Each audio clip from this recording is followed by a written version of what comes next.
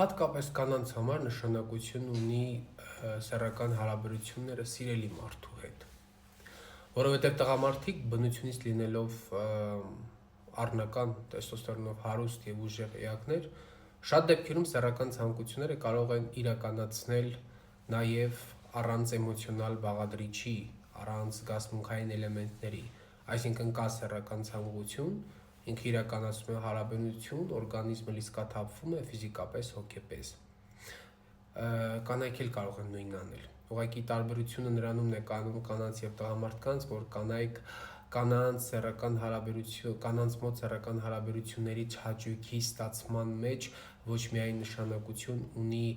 ֆիզիկապես լիցքաթափությունը, այլ նաեւ հոգեկան բաղադրիչի միացումը։ Եվ շատ հաճախ կանայք ունենում են խնդիրներ օրգազմի հասնելու հետ կապված, զուտ պատճառը նրանում լինելով հանդերձ, որ իրենք այդ հարաբերությունները իրականացնում են ոչ իրենց ամենասիրելի մարդու հետ։ Տղամարդկանց մոտ այդ խնդիրը կարող է եւ չառաջանա, իրանք կարող է իրանք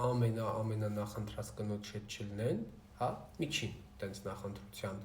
լինի այդ կին իրենց համար, բայց իրանք լիարժեք զգան այդ ամենը, կնոջ դեպքում այդպես չի։ Դրա համար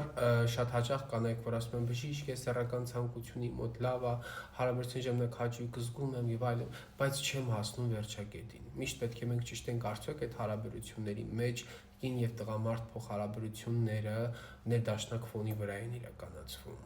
Արդյոք կին եւ տղամարդ փոխհարաբերությունների մեջ կա լիարժեք վստահություն, սեր, հարգանք, վերաբերմունք եւ այլն, որովհետեւ կնոջը խանգարող հանգամանքները շատ են սեռական հարաբերություններում, դա կլինի կենցաղային խնդիր, դա կլինի հոգեբանական խնդիր, դա կլինի ֆիզիկական խնդիր, խանգարող հանգամանքները շատ են եւ կնոջ օրգազմի զգացողությունն էլ ավելի շատ է կախված հանգամանքներից, քան տղամարդկանց մոտ։ Կնոջ մոտ գիտեք եւ գրգռումն է շատ ուշ տեղի ունենում եւ դրան ժամանակ է պետք եւ սեռական հարաբերության համար է ընթացք պետք։ Տղամարդկանց համար այդքան շատ պայմաններ պետք չի։ Բացարձակապես լիարժեք առողջ տղամարդն ինչ անում, շատ արագ րոպեների ընթացքում գրգռվում է, հարաբերություն տևում է 3-5 րոպե, սերնաժայթքումը տեղնում, լիցքաթափվում է, օրգանիզմը անցնում է հանգստի վիճակի։ Կնոջ մոտ այդ փուլերի հերթականությունը այդքան հստակ չի, որ մենք խնդիրների հետ չբախվենք։ Դրա համար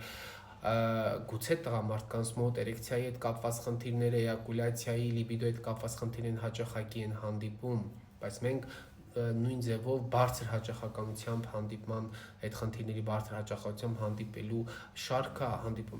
տեսնում ենք արդեն կանանց մոտ օրգազմի զգացողության խնդիրը։